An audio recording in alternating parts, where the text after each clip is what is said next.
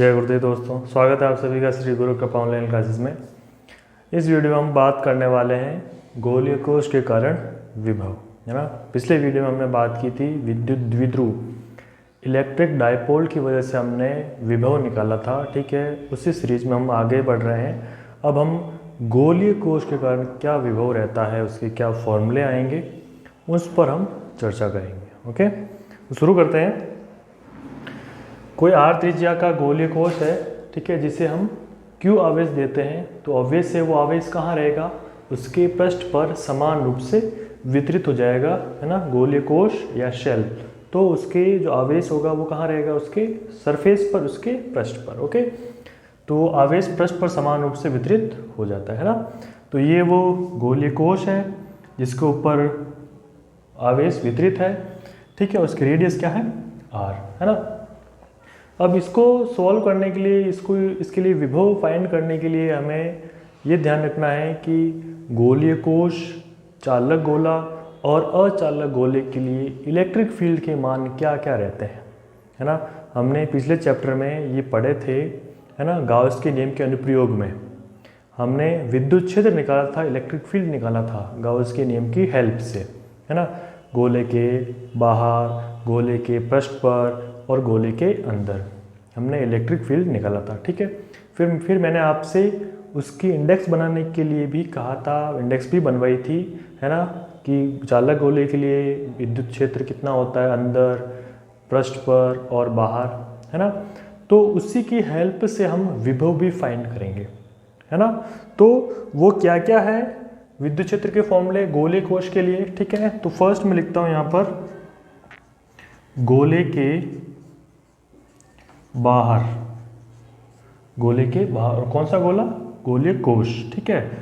E is equal to 1/4 pi epsilon nought Q upon R square, Q upon R square, ये आया था, है ना, गोले के बाहर।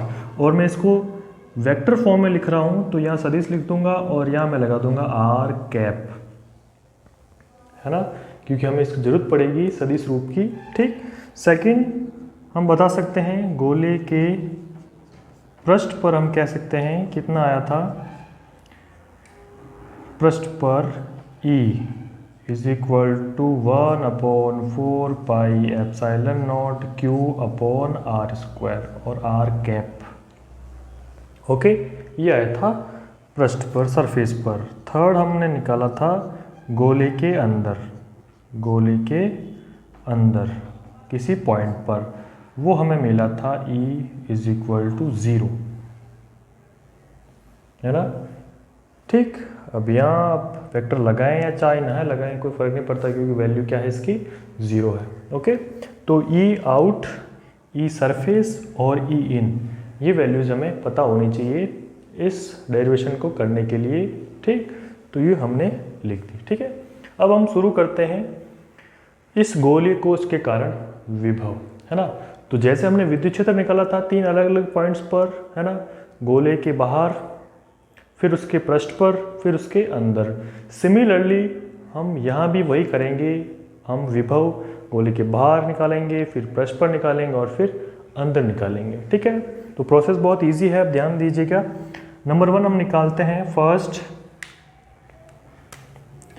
फर्स्ट निकालते हैं हम गोले के बाहर, गोले के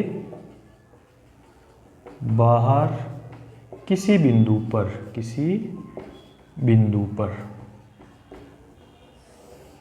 है ना, गोले के बाहर किसी बिंदु पर, ठीक है। तो सपोज वो पॉइंट यहाँ लेता हूँ मैं, P पॉइंट, ये P पॉइंट है जो गोले के बाहर स्थित है, ठीक है। और उसकी यहाँ से दूरी में लेता हूँ, वो दूरी है स्मॉल r, है ना। तो P पॉइंट पर हमें इलेक्ट्रिक डायपोल फाइंड करना है, ठीक है। तो गोले के बाहर किसी बिंदु पर, ठीक। तो इस केस के लिए हम लिख सकते हैं कि R is greater than capital R, जो R है वो इस कैपिटल R से बड़ा है। ओके, हम यहाँ ज्ञात करेंगे, ठीक है। अब शुरू करते हैं। तो क्या लिखते हैं, विभव की परिभाषा से, विभव की परिभाषा से विभव की परिभाषा से हम क्या जानते हैं, मैंने बताया था आपको कि यदि हमें इलेक्ट्रिक फील्ड पता हो किसी पॉइंट पर और उस पॉइंट पर हमें इलेक्ट्रिक पोटेंशियल फाइंड करना हो या विद्युत विभव पता करना हो, है ना, तो उसके लिए फॉर्मूला कौन सा अप्लाई करते हैं? तो मैंने आपको बताया था वो फॉर्मूला होता है V = E dot D R, E dot D R, और यहाँ माइनस था और लिमिट थी अनंत से R, है ना। अगर किसी पॉइंट पर हमें इलेक्ट्रिक फील्ड पता है और उस पॉइंट पर हमें इलेक्ट्रिक पोटेंशियल पता करना है, विभव पता करना है, तो ये फॉर्मूला हम अप्लाई करते हैं, है ना। ठीक, तो सिमिलरली हम ये यहाँ करेंगे क्योंकि हमें E पता है, इलेक्ट्रिक फील्ड पता है, तो हम V पता कर सकते हैं और वही हमें निकालना है। तो विभव की परिभाषा से हम लिख सकते हैं कि V = इन्फाइनाइट से R E dot D R, E dot D R. Clear? Okay, अब हम E का मान रखेंगे, E की वैल्यू रखेंगे, ठीक है। और हम E का मान कौन सा रखेंगे? तो हम ये पता है कि हम गोले के बाहर निकाल रहे हैं विभव, तो E भी गोले के बाहर का ही लेंगे, ठीक। तो उसके लिए फॉर्मूला ये है, तो रखते हैं वैल्यू। तो क्या मिलता है हमें? V = अनंत से लिमिट R, E का जो मान है गोले के बाहर वो रखता हूँ मैं यहाँ, तो मिलता है 1/4 pi epsilon nought Q upon R² R cap, ठीक। ये पूरी वैल्यू हमने E की यहाँ से रख दी, dot D R, dot D R, ये आ गया हमारे पास। ओके, अब जो कांस्टेंट है ना, जो चेंज नहीं हो रहे हैं, उनको लो आप समाकलन के बाहर। तो हमें क्या मिलेगा कि V = -Q/4 पाई एप्सिलॉन, ये आ जाएगा समाकल के चिन्ह के बाहर, और अंदर बच जाएगा अनंत से R 1/R² R cap dot D R vector. Okay, ये हमें यहाँ मिला। अब यहाँ पर एक चीज़ ध्यान देना आप, R cap dot D R vector, इसको यहाँ पर सॉल्व करना है, इसका मान क्या आएगा, है ना। तो देखो R cap dot D R, है ना, ये दोनों सेम डायरेक्शन में है, ये दोनों क्या है? सेम डायरेक्शन में, है ना। जैसे अगर मैं इसको लिखूं डी आर को, ठीक है, या मैंने R का मान लिखना चाहूँ, यदि R कैप का मान लिखना चाहूँ, ठीक है, उसका फॉर्मूला क्या होता है एकांक सदिश का? वो होता है R सदिश बट्टा R का परिमाण, ये होता है। बात क्लियर है? एकांक सदिश का फॉर्मूला क्या होता है? R कैप = R सदिश अपॉन R, और ये R क्या है? परिमाण। क्लियर? ठीक। तो ये जो डी आर वेक्टर है, ये जो डी आर सदिश है, वो R का ही छोटा सा टुकड़ा है ना, फुल वेक्टर R उसका ही छोटा सा टुकड़ा है ना। तो इसको मैं ऐसे लिख सकता हूँ, D r cap = D r vector upon D R का सदिश, सॉरी डी आर का परिमाण। ओके, जो मैंने अभी लिखा उसी हिसाब से लिख सकता हूँ, ठीक। तो यहाँ से डी आर का मान क्या आएगा? डी आर वेक्टर का वो आएगा D R into D r cap, इसका मान क्या आएगा? तो डी आर को मैंने यहाँ मल्टीप्लाई कर दिया, तो D R into D r cap. Okay, वो वैल्यू मैं यहाँ रखता हूँ, तो हमें क्या मिलता है यहाँ पर? तो देखो आर कैप पहले से है, डॉट डॉट डी आर का मान क्या है? D R into D r cap, D R into D r cap. Okay, ठीक। अब डी आर तो परिमाण है, डी आर तो मैग्नीट्यूड है, ठीक है। डॉट प्रोडक्ट या क्रॉस प्रोडक्ट किन किन के बीच होता है? वेक्टर्स के बीच ही होता है, सदिशों के बीच ही होता है ना। या तो एकांक सदिशों के बीच होता है या सदिशों के बीच होता है ना। ओके, तो ये तो परिमाण है, इसको लो बाहर, तो क्या आता है? डी आर बाहर आ गया, डी आर इस डॉट से बाहर, क्या है यहाँ पर? R cap dot D r cap, r cap dot D r cap, है ना। ओके, अब हम जानते हैं r cap dot r cap क्या होगा, या हम ये कहें आई डॉट आई, या जे कैप डॉट जे कैप या के कैप डॉट के कैप, ये हमने 11th में अच्छी तरह से पढ़ चुके हैं, ठीक है। डॉट प्रोडक्ट और क्रॉस प्रोडक्ट, तो आई कैप डॉट आई कैप क्या होता है 1, जे कैप डॉट जे कैप भी क्या होता है 1। तो सिमिलरली यहाँ भी वही होगा r cap dot D r cap, है ना। तो आर कैप आप समझ सकते हो ये पूरा मान है और डी आर उसका छोटा सा टुकड़ा है ना, लेकिन है तो दोनों एक ही डायरेक्शन में। तो इसका मान हो जाएगा हमारे पास क्या 1, तो डी आर इंटू 1 का कोई लेना देना नहीं है, तो इसका मान क्या आएगा डी आर। इन दोनों का डॉट प्रोडक्ट में क्या मिलेगा डी आर।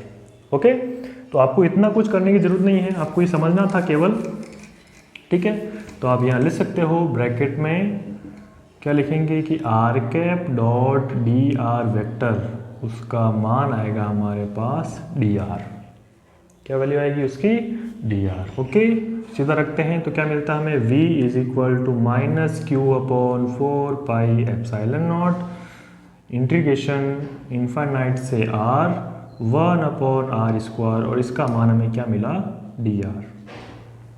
ओके, अब हमें इंटीग्रेशन करना है, समाकलन करना है 1 अपॉन आर स्क्वायर का, है ना। तो कैसे करें, तो आपको फॉर्मूला पता होना चाहिए इंटीग्रेशन का।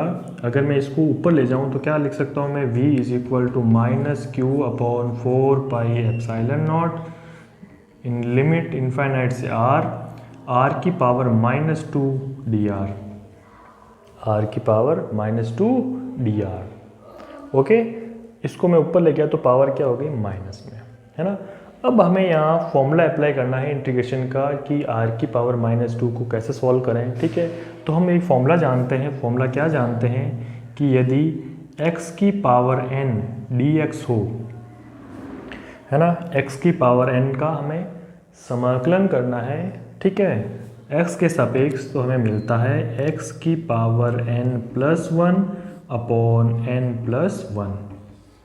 ये हमें फॉर्मूला पता है, हम पढ़ चुके हैं। ओके, ये फॉर्मूला हमें यहाँ अप्लाई करना है ना। तो n की वैल्यू यहाँ पर क्या है -2, n की वैल्यू क्या है -2। तो उसी हिसाब से हम इसको सॉल्व करते हैं तो क्या मिलता है हमें v is equal to minus q upon 4 pi epsilon nought, है ना। अब मैं यहाँ पर समाकलन कर रहा हूँ तो x की जगह यहाँ पर क्या है r, तो ये आ गया r, n की जगह क्या है -2, तो -2 प्लस 1 अपॉन -2 प्लस 1, ये हो गया इंटीग्रेशन, और समाकलन की लिमिट है अनंत से r। सिंपल। ओके, -2 प्लस 1 -1 क्या आएगा -1, उस -1 को बाहर ले लेते हैं, तो माइनस अब बाहर आ जाएगा और माइनस माइनस दोनों गुणा में तो क्या हो जाएंगे प्लस, तो हमें मिलेगा v is equal to q upon 4 pi epsilon, है ना। माइनस माइनस क्या हो गए प्लस। ओके, और 1 लिखने की जरूरत नहीं है, ठीक। फिर यहाँ आ जाएगा, अब देखो यहाँ ऊपर पावर क्या रहेगी r की पावर -2 प्लस 1, तो पावर भी -1 हो गई, r की पावर -1, उसको मैं ऐसे लिख सकता हूँ 1 अपॉन r, और लिमिट होगी अनंत से r। बिल्कुल सिंपल है ना। r की पावर यहाँ सॉल्व करेंगे तो r की पावर -2 प्लस 1 आएगी -1, तो r की पावर -1 को हम लिख सकते हैं 1 अपॉन r। अब लिमिट लगाते हैं तो क्या मिलता है v is equal to q upon 4 pi epsilon nought, पहले अपर लिमिट तो वो आई 1 upon r, minus lower limit वो हो जाएगी 1 अपॉन इन्फानाइट। तो अपर लिमिट में r की जगह r रख दिया और लोअर लिमिट में r की जगह इन्फानाइट रख दिया, तो 1 अपॉन इन्फानाइट या कह दो 1 अपॉन अनंत क्या होता है 0।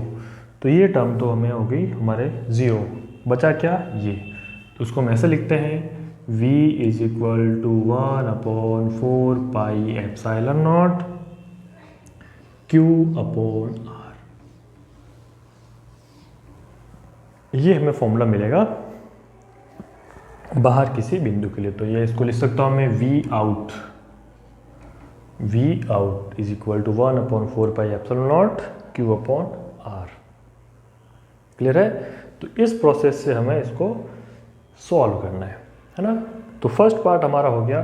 सेकंड हम बात करते हैं गोले के या गोले की सतह पर, गोले की सतह पर, उसके लिए हम कह सकते हैं कि R बराबर है कैपिटल R के, है ना। तो अब ये जो पॉइंट P है वो सरफेस पर है बिल्कुल, है ना, तब हमें फाइंड करना है, ठीक है। तो इस केस के लिए भी सिमिलर यही स्टेप्स फॉलो करते हुए हमें वहाँ तक पहुँचना है, ये स्टेप फॉलो करते हुए हमें यहाँ तक पहुँचना है, ठीक है। तो इतना करने की हमें ज़रूरत नहीं है। हम क्या कर सकते हैं, सीधे इस इक्वेशन में इस स्मॉल r की जगह हम कैपिटल R रख दें तो हमारी सीधी वैल्यू मिल जाएगी, सीधा फॉर्मूला हमें मिल जाएगा, क्योंकि प्रोसेस वही है सेम। लिमिट हो जाएगी अनंत से कैपिटल R, ठीक है, प्रोसेस वही रहेगा। फिर E की जगह हम ये रखेंगे तो प्रोसेस वही रहेगा, है ना। तो E का मान रखने पर, लिमिट रखने पर हमें इसी प्रकार का फॉर्मूला मिलेगा, बस फ़र्क रहेगा यहाँ स्मॉल r की जगह क्या आ जाएगा R, ठीक है। तो हमें करने की जरूरत नहीं है, हम सीधा रख सकते हैं। तो क्या लिखते हैं, इस इक्वेशन को नाम देते हैं हम समीकरण 1। तो क्या लिखते हैं, समीकरण 1 में R बराबर R रखने पर, ओके, रखते हैं तो क्या आता है, V is equal to 1/4 pi epsilon nought Q upon capital R।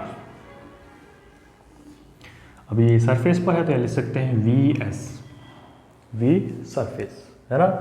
ये इक्वेशन हो गई हमारे लिए 2, इक्वेशन हो जाए हमारे लिए 2, ठीक है।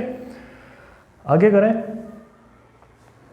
तो थर्ड हमें क्या मिलेगा, थर्ड हम बात करते हैं गोले के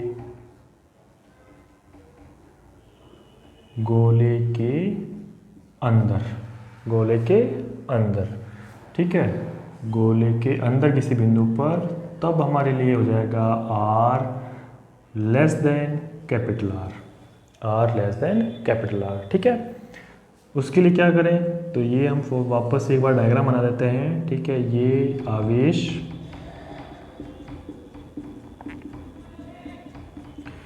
और ये इसकी त्रिज्या, यहाँ पर कोई पॉइंट है P जिसकी सेंटर से डिस्टेंस है R और P पॉइंट है अंदर, तो हमें इस पॉइंट पर हमें विभव बताना है कितना होगा, ठीक है। और टोटल आवेश हमारा क्या है, Q,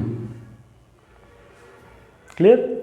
तो हमें P पॉइंट पर हमें विभव बताना है, ठीक है। तो क्या लिखते हैं, विभव की परिभाषा से, अगेन विभव की परिभाषा से क्या लिखते हैं, विभव की परिभाषा से, तो V is equal to minus अनंत से R E dot D R, ये हमारा विभव की डेफिनेशन हमने ये लिख दिया, ओके। अब देखो इसके लिए क्या करें हम सॉल्व करने के लिए, तो यहाँ देखते हैं जब हम आवेश को अनंत से लेके आ रहे हैं, विभव में क्या करते हैं, आवेश को, एक परीक्षण आवेश को हम कहाँ से लेके आते हैं, अनंत से लेके आते हैं, ठीक है। तो देखो जब हम उसको अनंत से लेके आएंगे तो पहले कौन आएगा, सरफेस, फिर सरफेस के बाद हम क्या पहुंचेंगे, अंदर, ठीक है। तो आप इस समाकलन को 2 टुकड़ों में ब्रेक कर सकते हैं, है ना। ये अनंत से R तक है, R कहाँ है, अंदर किसी पॉइंट पर है ये दूरी, ठीक। तो इस समाकलन को, इस फॉर्मूले को 2 टुकड़ों में ब्रेक कर सकते हैं। कैसे, पहले विभव हम बताएंगे अनंत से सरफेस तक लाने में, फिर हम विभव बताएंगे सरफेस से इस पॉइंट तक लाने में, है ना। तो हम इसको लिख सकते हैं कैसे, V is equal to minus, पहले हम लाएंगे अनंत से R तक, मतलब आप इसको अनंत से लेके आए सरफेस तक दूरी कितनी है, R है, ठीक। फिर माइनस, ये तो फॉर्मूला हो गया इसके लिए, ठीक, माइनस, फिर आप इस R से, कैपिटल R से, मतलब सरफेस से, फिर लाएंगे अंदर, बस में आगे, पहले लाए अनंत से R तक, तो अनंत से R, ठीक, फिर लाए R से, कैपिटल R से अंदर वाले R तक, तो कैपिटल R से अंदर वाला R, कंप्लीट हो जाएगा दोनों, ठीक। तो यहाँ आ जाएगा E डॉट डी आर और यहाँ पे हो जाएगा E डॉट डी आर, ठीक है। तो अनंत से r वाला केस ये कौन सा है? सतह पर विभव। क्या है? सतह पर विभव। तो यहाँ हम लिख सकते हैं, अगर हम लिखना चाहें विभव की परिभाषा से, तो हम लिखते हैं गोले की सतह पर, गोले की सतह पर, ठीक, r बराबर r। और यहाँ हम लिख सकते हैं विभव की परिभाषा से, विभव की परिभाषा से हम क्या लिख सकते हैं यहाँ पर? v is equal to minus अनंत से capital R e dot D R. ये हमने यहाँ भी अप्लाई किया था, तभी हमें ये मिला था, है ना। क्योंकि ये जो प्रोसेस हम करेंगे वो ऐसे प्रोसेस है और हमें लास्ट में रिजल्ट ये मिलने वाला है ना। तो यहाँ और यहाँ फ़र्क कितना है ना। यहाँ स्मॉल r है, यहाँ क्या हो जाएगा? Capital R। तो हमने सीधा यहाँ लिख दिया, ठीक है। लेकिन परिभाषा तो वही लगी, परिभाषा तो वही लगी, इसी परिभाषा ये आया है। बात समझ में आती है? ठीक। तो यहाँ आने पर हमने क्या किया? इस समाकलन को हम अंदर फाइंड कर रहे हैं, इसको हमने दो टुकड़ों में ब्रेक कर दिया। वापस बता रहा हूँ, पहले लाए अनंत से हम सरफेस तक लेके आए, अनंत से लेके आए सरफेस तक ले आए, तो उसके लिए ये फॉर्मूला लग गया। फिर सरफेस के बाद हम इस पॉइंट तक आए, इस पॉइंट तक आए, ये फॉर्मूला लग गया, है ना। तो हमें अनंत से सरफेस तक आने में जो विभव है वो हमें पता है सतह के लिए। ये बात क्लियर है? अनंत से कैपिटल R, अनंत से capital R e dot D R, इसका मान हमें पता है, ये है। सीधा रख सकते हैं यहाँ पर, है ना। तो हमें क्या मिलेगा? v इज इक्वल टू, इसका पूरे का मान हमें ये मिला है 1/4 pi epsilon nought q upon capital R minus capital R से स्मॉल r। इस रीजन में हमें फाइंड करना है पोटेंशियल विभव। तो इस रीजन में कैपिटल R से स्मॉल r रीजन में E का मान कितना है? यहाँ पर ये ध्यान देना है कि जिस रीजन में हम विभव पता कर रहे हैं उस रीजन में E कितना है, विद्युत क्षेत्र कितना है, ठीक है। तो जब कैपिटल R से स्मॉल r में आएंगे तो ये रीजन कौन सा? अंदर वाला रीजन है, और अंदर वाले रीजन में, गोले के अंदर वाले रीजन में E कितना है? 0। E कितना है? 0। तो हमारा E 0 हो जाएगा, तो पूरी टर्म क्या हो गई? पूरी टर्म 0। समाकलन होगा, कुछ नहीं होगा, क्योंकि वैल्यू क्या होगी इसकी? पूरी 0। क्लियर? तो ये हमें मिल जाएगा 0। क्यों 0 है? क्योंकि यहाँ E इन कितना है? 0, है ना। ये जो रीजन में हम जो फाइंड करना चाहते हैं उस रीजन में E कितना है? 0। तो ये वैल्यू पूरी 0। तो हमें V मिला, v is equal to 1/4 pi epsilon nought q upon capital R, और 0 लिखने की ज़रूरत नहीं है, ये हमें मिल जाएगा। और ये क्या है अंदर? तो V इन। ओके, इस प्रकार हम ज्ञात करते हैं विभव, है ना। तो गोले के बाहर किसी पॉइंट पर हमें ज्ञात कर लिया, फिर आगे का प्रोसेस गोले की सतह पर हम ज्ञात करना चाहेंगे तो हमें पूरा सॉल्व करने की ज़रूरत नहीं है, हम विभव की परिभाषा लगाएंगे उसके लिए, और सीधा हम रख देंगे कि R को R से रिप्लेस कर दो, या R बराबर कैपिटल R रख दो, हमें फॉर्मूला मिल जाएगा। फिर उसके बाद गोले के अंदर इस प्रोसेस से हम दो टुकड़ों में उसको ब्रेक करेंगे, एक का मान हमें पता चल जाएगा यहाँ से, और दूसरे के लिए हम E पता कर लेंगे कि E का मान वहाँ क्या है, उस हिसाब से हम आगे उसको सॉल्व कर देंगे, ठीक है। तो 3 फॉर्मूले हमें इस प्रकार मिले हैं। अब नेक्स्ट स्टेप पे हमको क्या करना है? ग्राफ बनाना है कि विभव दूरी के साथ किस प्रकार चेंज हो रहा है ना। जैसे हमने विद्युत क्षेत्र के लिए ग्राफ बनाए थे हर एक टॉपिक के लिए, इसी प्रकार हम विभव के लिए भी बताएंगे कि विभव दूरी के साथ साथ किस प्रकार परिवर्तित होता है, कहाँ घटता है, कहाँ बढ़ता है, कहाँ 0 रहता है, वो हम बताएंगे, ठीक है। तो एक बार वीडियो पॉज करके ये आप नोट कर लीजिए, उसके बाद आगे करते हैं हम।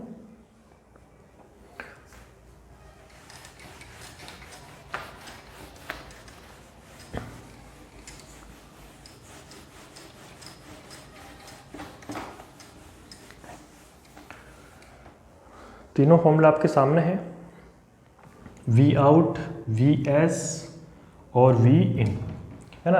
अब यहाँ नोटिस कीजिए वी इन और वी एस दोनों क्या है, सेम फॉर्मूले हैं, सेम वैल्यूज़ के हैं, ठीक है। इसका मतलब यहाँ पे आपको एक रिजल्ट याद रखना है, एक कंसेप्ट ध्यान रखना है कि गोलीय कोश के लिए उसके अंदर किसी पॉइंट पर, है ना, अंदर किसी भी पॉइंट पर विभव और सरफेस पर विभव दोनों क्या रहेंगे, सेम वैल्यू, दोनों का मान क्या रहेगा, सेम रहेगा, ठीक।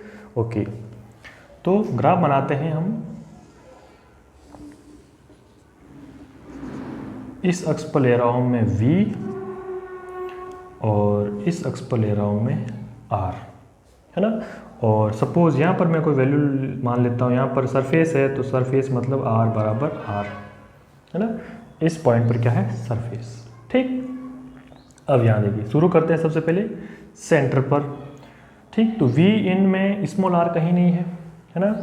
तो सेंटर पर चाहो या यहाँ पता करो, कहीं पर भी हम अगर फाइंड करें, किसी भी पॉइंट पर हमें फाइंड करें तो हमें फॉर्मूला यही मिलेगा, V इन, है ना, उसका मान किसी भी पॉइंट पर ये रहेगा, ठीक है। तो सपोज किसी समय वी एस यहाँ है, वी एस, है ना, R बराबर R, मतलब कहाँ पता कर रहे हैं हम, सरफेस पर, है ना। तो सपोज किसी पॉइंट पर वी एस यहाँ है किसी समय, है ना।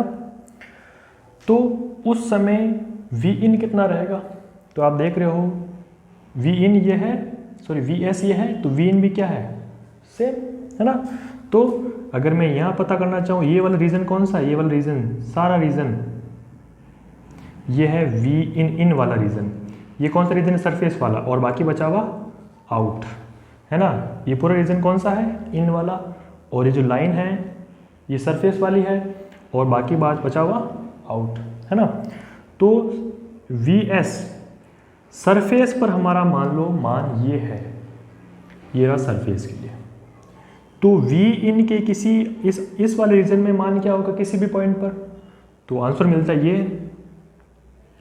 तो इसका मतलब ये है कि जो सरफेस पर है वही अंदर है, तो इस पॉइंट पर भी यही रहेगा, इस पॉइंट पर भी ये रहेगा, इस पॉइंट पर भी यही रहेगा, इस पॉइंट पर भी यही रहेगा, इस पॉइंट पर, और यहाँ भी यही, है ना।